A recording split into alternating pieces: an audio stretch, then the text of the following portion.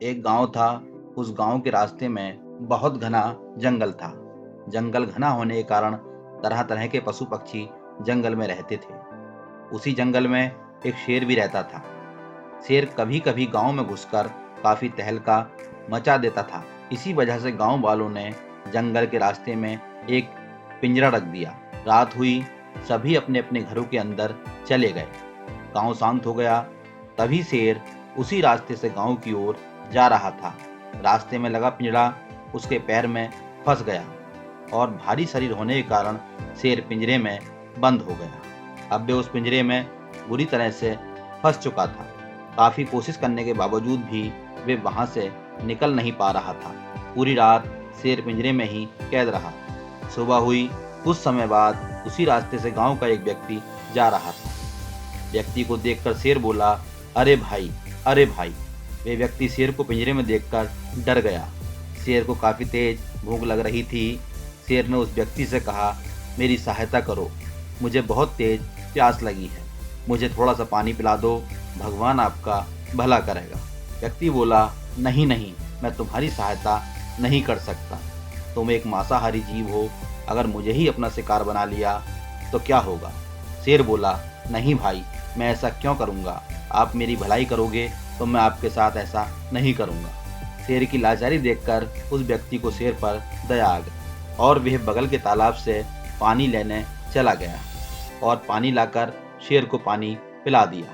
शेर पानी पीकर उस व्यक्ति से फिर बोला, प्यास तो बुझ गई, अब पूरी रात से भूखा हूँ, कुछ खाने को दे दो। उस व्यक्ति ने शेर के भोजन की व्यवस्था की और कहीं से उसके लिए भोजन लेकर आया। शेर ने भोजन कर लिया। शेर को भोजन कराकर वे व्यक्ति जाने लगा।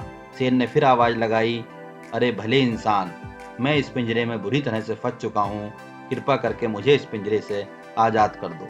वे व्यक्ति बोला, नहीं नहीं, मैं तुम्हारी और सहायता नहीं कर सकता। तुम एक मांसाहारी जीव हो, पिंजरे के बाहर आते ही तुम अपने असली रूप में आ जाओ। शेर बोला, मैं तुम्हें कुछ नहीं करूँगा, तुम्हारे परिवार को भी कोई नुकसान नहीं पहुँचाऊँगा। शेर का गिड़गिड़ाना सुनकर उस व्यक्ति को दया आ गई और उसने शेर का पिंजरा खोल दिया। शेर बाहर आ गया और बाहर आते ही उसने चैन की सांस ली और बोला, मेरी भूख अभी तक मिटी नहीं है, मेरे सामने भोजन है तो मुझे भोजन तलाशने की भी क्या जरूरत। और वे उस व्यक्ति की ओर बढ़ने लगा। ये देखकर वे व्यक्ति डर से कांपने लगा और बोला, तुम बेईमानी नहीं कर सकते, तुमने पहले ही बोला था कि मैं तुम्हें नहीं खाऊंगा और तुम्हारे परिवार को भी नुकसान नहीं पहुंचाऊंगा, तो अब तुम ऐसा क्यों कर रहे हो। शेर बोला, मैं प्राणी ही उसी तरह का हूँ, मुझे बहुत जोर से भूख लगी है, तो अब कुछ नहीं, मुझे तुम्हें खाना ही है। वहीं पास ही में एक पेड़ पर एक बंदर बैठा था और ये सारा दृश्य देख रहा था।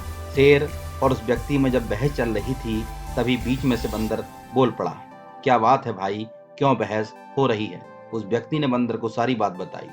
बंदर बोला, अच्छा तो ये बात है, वैसे मुझे एक बात समझ नहीं आई, इतना बड़ा शेर इस छोटे से पिंजरे में कैसे आ सकता है। नहीं, ये नहीं हो सकता, भला इतना बड़ा शेर इस पिंजरे में कैसे आ गया, मुझे विश्वास ही नहीं होता। शेर को अपनी बेइज्जती होते देखकर रहा नहीं गया और शेर बोला, ये ठीक कह रहा है, मैं इस पिंजरे में पूरी तरह रात भर कैद था। बंदर बोला, मैं कैसे यकीन करूं। शेर बोला, चलो मैं इस पिंजरे में फिर से जाकर अभी दिखाता हूँ। और इतना कहकर शेर फिर उस पिंजरे में वापस चला गया। बंदर ने तुरंत दरवाजा बंद कर दिया।